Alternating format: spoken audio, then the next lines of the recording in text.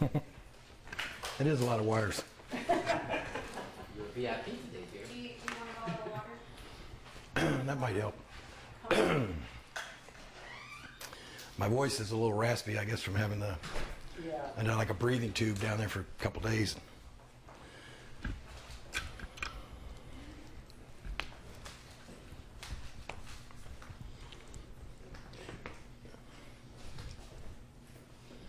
We're streaming this live on the internet too. Oh my That's why goodness. it's taking long. I'm sorry.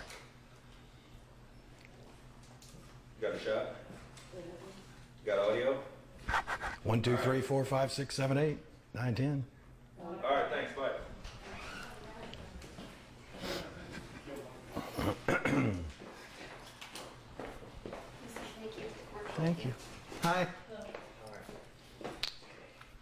That's not your way. No, I'm good. Drew, this is Nikki from the commercial. Hi, Nikki. Yes. Okay, I'm sorry.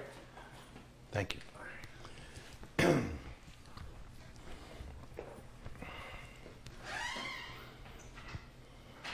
What was the date? September 10th? Yep. That was- Monday. Around 9:45. She's very useful. Yes, she is.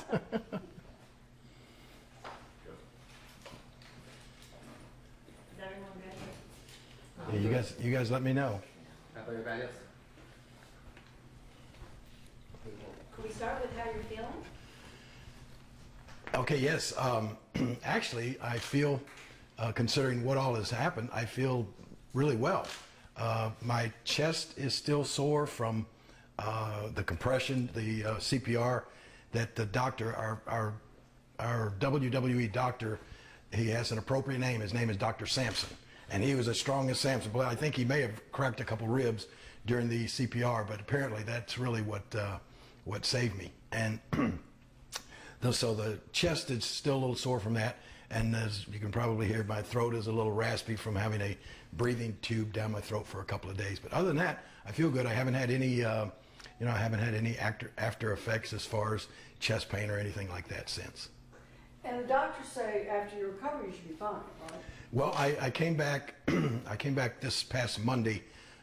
Vince McMahon sent his private jet all the way to Montreal and picked me up, flew me back to Memphis along with Dr. Sampson and my girlfriend Lauren, and we immediately went to see Dr. Bob McDonald here at the Sutherland Clinic, a really well-recommended cardiologist here in Memphis, and of course they gave me all the tests and EKGs and that sort of stuff.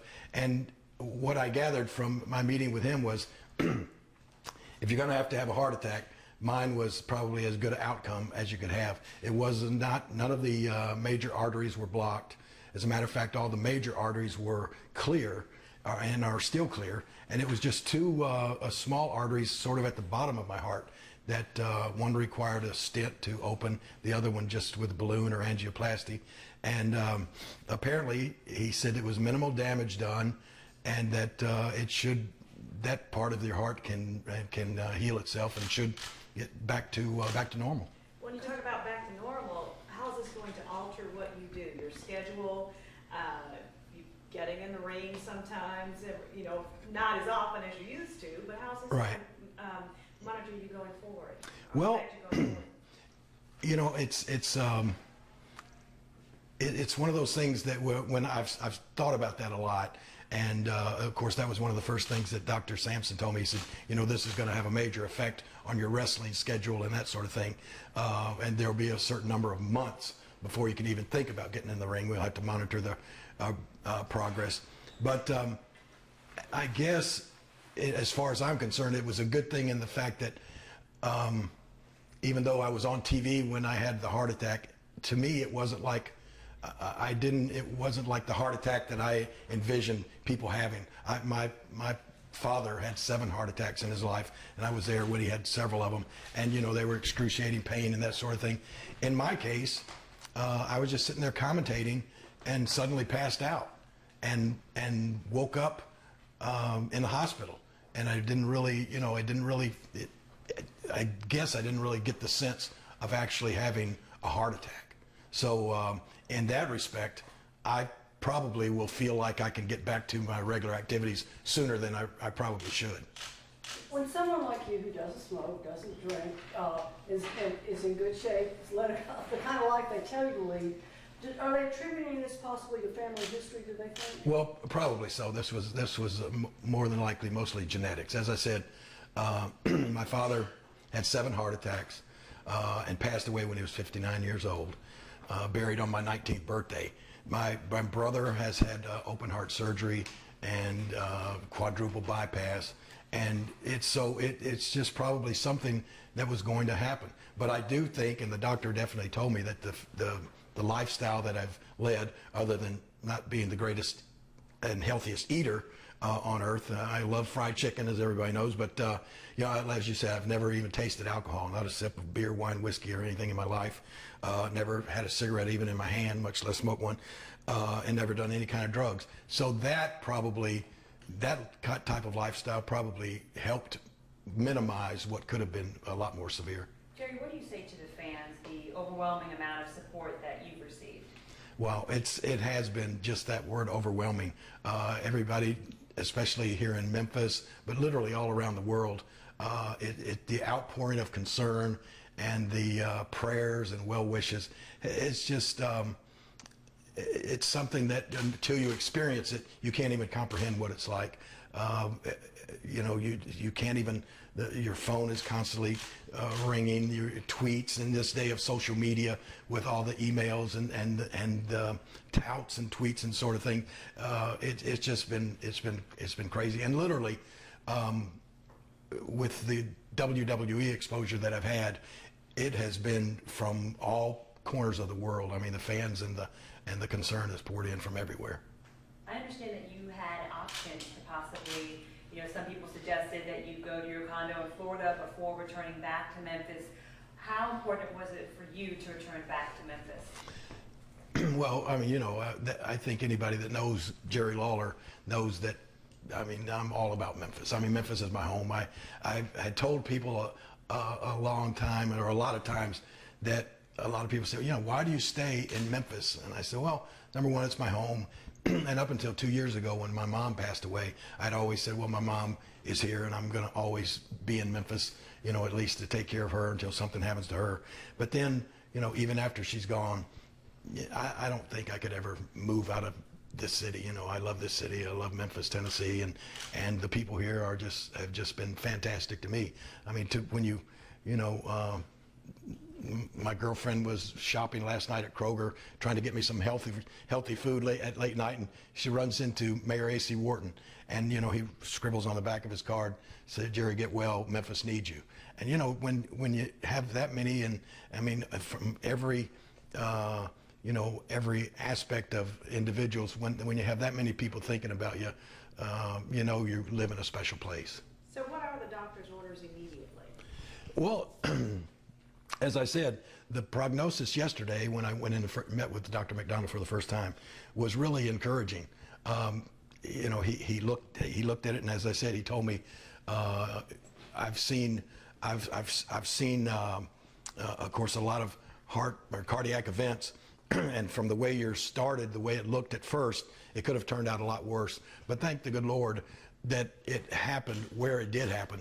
Not only Montreal, Canada, where the hospital they rushed me to was the Royal Victoria Hospital, which is one of the, I think, top 5 cardiology care hospitals in the world. But the fact that the WWE doctors, Dr. Sampson, and then the paramedics that we always have on call at all of our shows were right there on hand.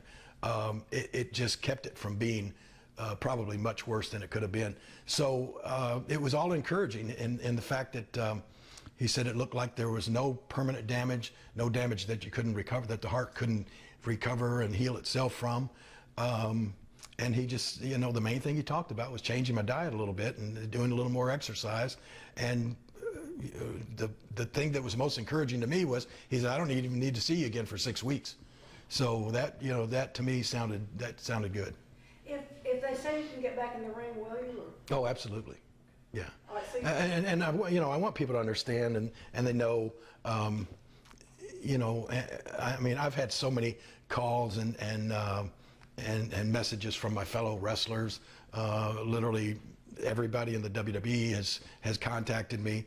Guys that like Hulk Hogan and Ric Flair that aren't even in the WWE anymore have contacted me, and you know, there's a brotherhood or a camaraderie of guys that do this for a living, and you know, it's entertainment, and so, you know, it's not necessarily as, I don't want to say as physically demanding as it seems, because it is physically demanding, but you know, you're not necessarily taking your life in your hands every time you climb in the ring. So from that from that aspect, I feel like I can go back and do it again.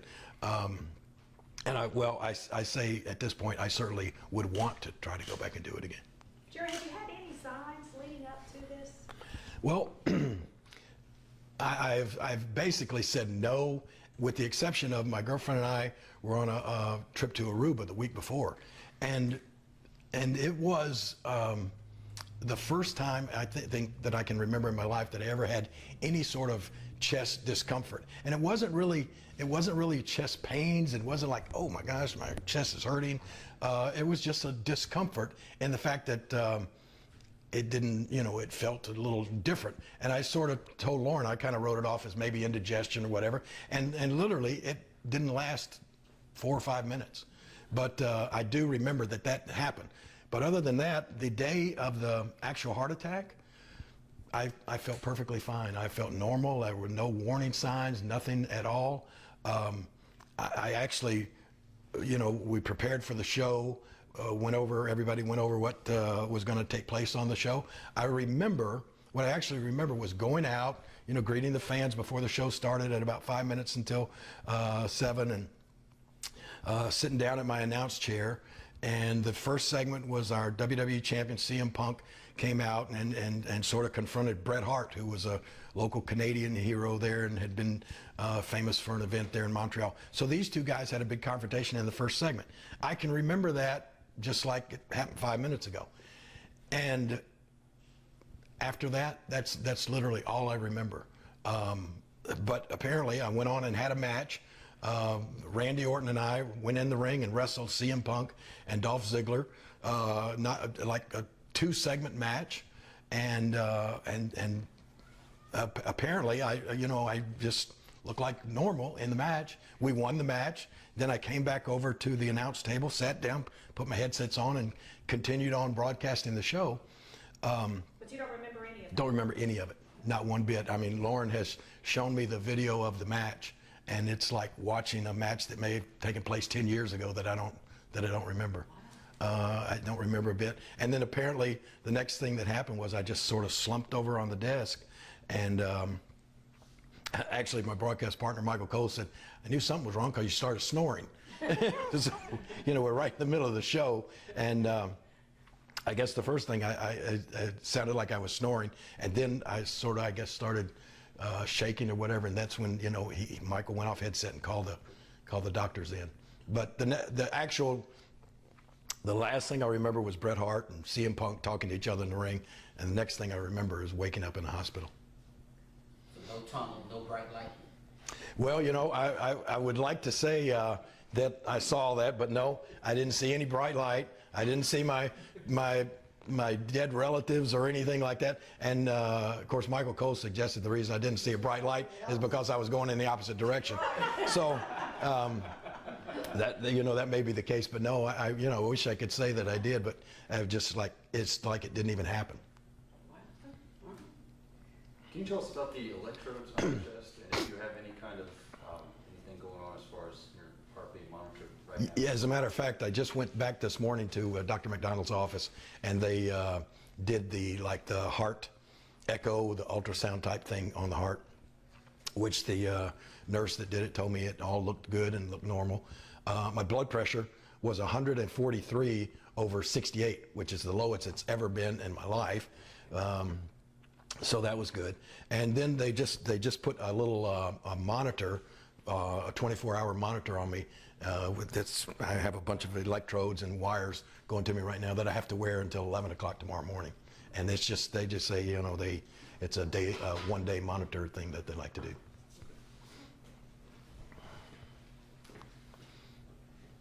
Anything else? Okay, well that was easy enough.